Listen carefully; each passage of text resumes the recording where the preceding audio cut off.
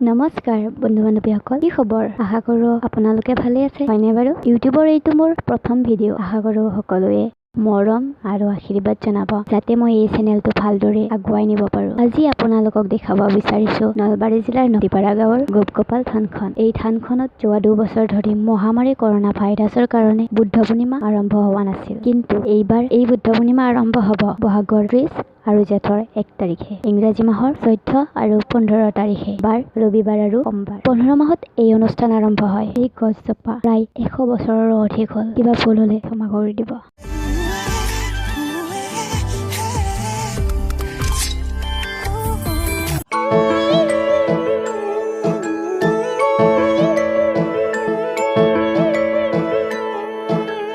কেতিয়া বুজিবা হ'ল বিচাৰো তোমাকে চোন, হবানে তুমি মোৰ আপোন?